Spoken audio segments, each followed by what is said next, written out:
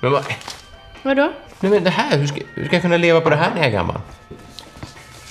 Ja, men bara du satsar på tjänstepensionen så är det ju lugnt. Känns det vadå? Ja, ingen kommer ju kunna leva på den allmänna pensionen. Nej, uppenbarligen inte. Hur mycket har du sparat? Vadå sparat? Alltså, varför har du inte sagt någonting om det här till mig? Vem har bestämt det här?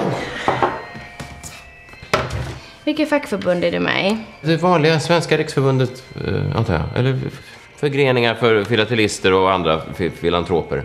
Fallskärmsjägare, jag vet väl inte vad det kan vara. Fackföreningarnas fantastiska fyrklöver.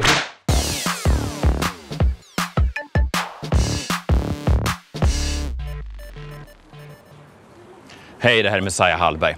För några dagar sedan fick jag ett telefonsamtal som var ganska upprörande. Det var en tjej som sa: Messiah, borde inte du gå med i facket? Och jag sa: jag ska inte gå med i något fack.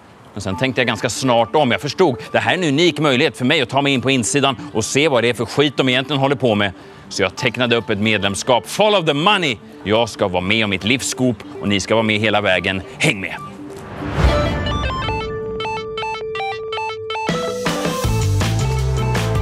Jag har fått tag i en av de riktiga makthavarna inom facket och nu ska jag grilla henne rejält. Okej, Pamela, du är alltså då klubbordförande här på Randstad och jag har några frågor till dig.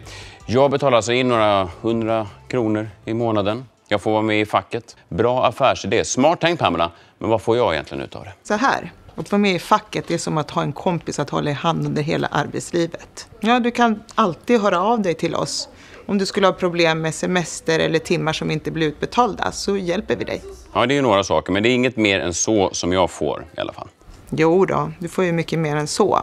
Om det skulle uppstå tjafs med chefen så hjälper vi dig. Om du skulle ha problem med din lön så hjälper vi dig. Och om du skulle bli uppsagd så förhandlar vi för dig. Ni är väldigt givmilda, låter det som. Väldigt, så vilken fin klubb. Men där tog det slut. Listan var inte så lång ändå. Det finns inget mer som jag skulle kunna få genom att gå med i din lilla klubb. Eller hur? Men vet du vad? Genom kollektivavtalet så får du med massor med annat också. Som OB-ersättning, övertidsersättning och pensionsinbetalningar. Så tjänar du in nästan 80 000 kronor per år. Vet du vad, nu tror jag att du sa fel. Du sa 80 000 sa du, kronor. Ja. 80 000 kronor, svenska år kronor för en per tjänsteman, år. Genom kollektivavtalet. Tack då. Varsågod. Det är något som inte stämmer här. Det är något lurt på gång. Det måste finnas en andra sida av det här. Nu har jag drabbats av en känsla som inte jag brukar drabbas av särskilt ofta. Förvirring. För det finns ju de som hävdar att facket är den här trygga handeln som alla behöver. Men så finns det också de som hävdar att just den handeln är den som håller folk borta från arbetsmarknaden. Stopp i lagens namn liksom. Så... Som reporter är det viktigt att gräva vidare. Hallå, ja. Jag får ett tips på en person som faktiskt upplevt att han fått något för pengarna via en anonym källa. Ja, tack mamma. Puss. Hej.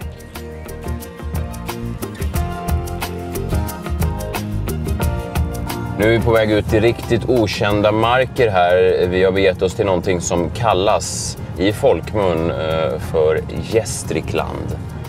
Och enligt uppgift till mig så ska det då finnas en person här som har fått hjälp, säger han, av det så kallade facket.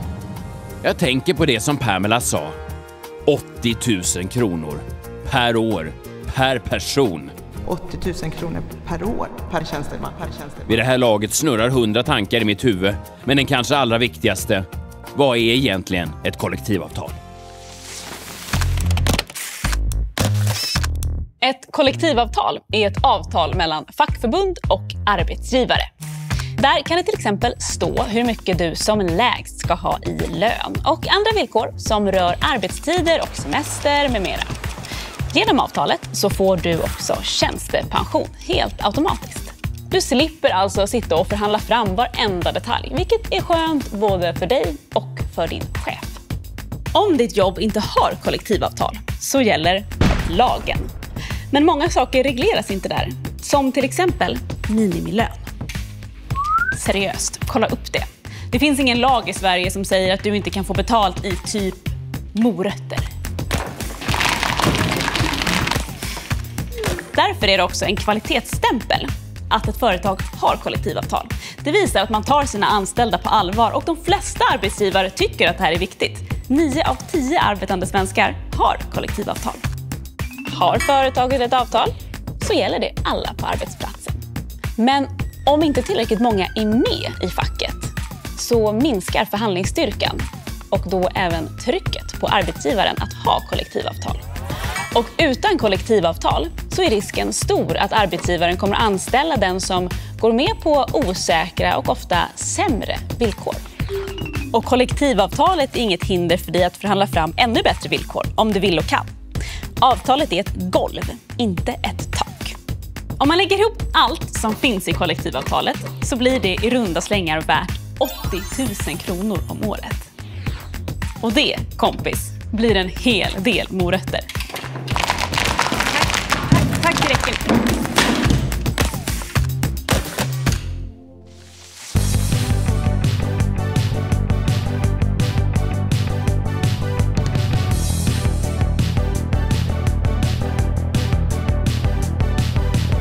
Jag är lite nyfiken. Du hävdar ju att du har fått hjälp av det här så kallade facket. Hur då menar du? Jag blev av med jobbet. De hade bestämt sig att jag skulle sluta. Och då lyfte jag luren och ringde till Unionen. Och frågade, hur gör jag nu? Och då sa de, då tar vi hand om det här. De hade ett antal möten där jag inte behövde vara med. För stämningen blev inget bra med den gamla arbetsgivaren. Och sen så kopplades det på inkomstförsäkring som finns då uppe på det man får i a-kassa, så får man också upp till 80% av sin tidigare lön. Just det, de har ju en hel säck med pengar som de gärna... Ja, som ju jag har betalat in under alla år och nu får faktiskt utväxling på. Och det är egentligen, vi behöver inte gå in på detaljerna och hur pengarna fördes över, men som jag förstår det på din beskrivning så var det egentligen att du fick dem i ett vitt kuvert av en anonym herre på centralstationen. Nej, jag får ju dem som en månatlig utbetalning.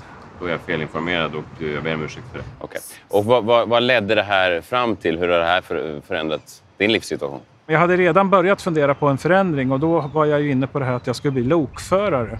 Och då fick jag också hjälp av TRR. Det vet ju alla egentligen vad det är. Vill vi ändå förklara det för folk som kanske inte är lika införstådda med det som du och jag? TRR finns ju då till för dig då om du blir ställd på barbacka och undrar vad gör jag nu? Och kanske har lite idéer. Ja, men jag kan vara öppen för att göra något annat. Jag kan vara öppen för att studera och så. Då sökte jag till lokförarskolan och jag är färdig om 5 månader. Men jag vet redan nu att jag har fast jobb när jag är färdig med utbildningen. Det finns ju en klassisk svensk sägning, ensam är stark, men det är ingenting för dig. Ensam är nog stark i idén, men sen är det bra att ha stöttning vid sidan av. Jag har facket bakom mig, de hjälper mig med förhandlingar, de hjälper mig ekonomiskt så att jag kommer vidare. När du beskriver det så där så låter det ju bra. Det vi ser nu är ju villospår, dimridåer. Vi försöker villa bort en reporter som egentligen har kommit någonting ganska nära. Tack för din tid. Men det jag kommer göra är att jag kommer gräva vidare i det här. Det hoppas jag du förstår. Ja, visst. Lycka till. Nu är något på spåren. Tydligen är facket en ren guldgruva för många anställda. Så vem är det egentligen som betalar för kalaset?